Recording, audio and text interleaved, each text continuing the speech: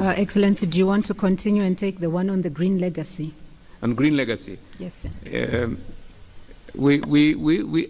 The African Union Commission really congratulates Ethiopia for its tremendous efforts it has been deploying in protecting the environment, launching this green legacy, and His Excellency Prime Minister Abiy has been very successful. And we have just to see the city of Addis Ababa that it speaks for itself.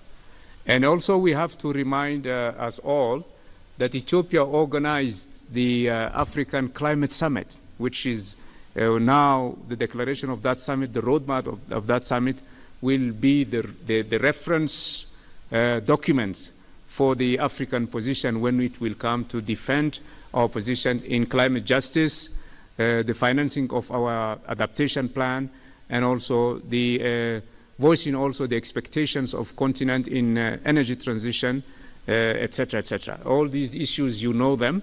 And beyond that, we are preparing also, on the top of that, I mean, we are preparing ourselves to host here in Ethiopia, COP32.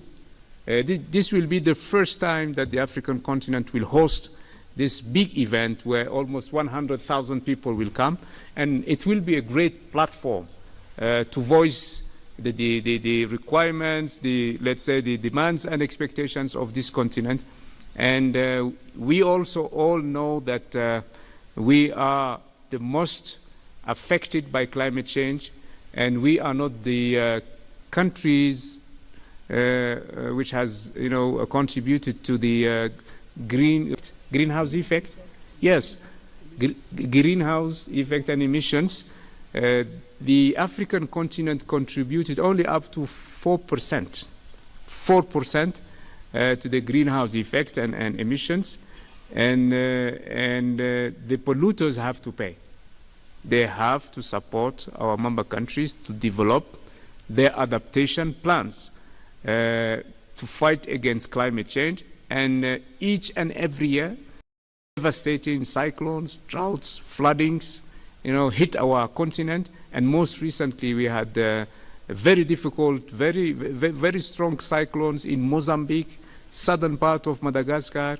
And a year ago, it was drought, that has stricken countries in the southern part of Africa, Zambia, Zimbabwe, and then floods in Somalia and elsewhere. I think it's very important to understand that this cycle of destructive natural phenomenon will keep repeating itself.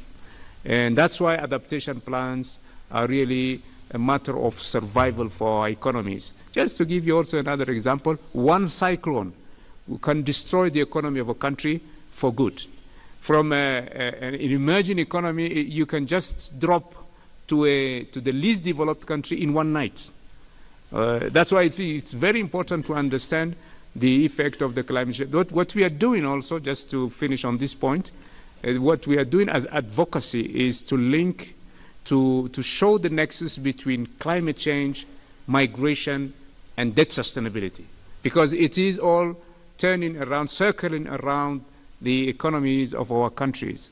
So we cannot spare resources for development if we have to deal with the consequences of destructive natural phenomena that are the direct results of climate change.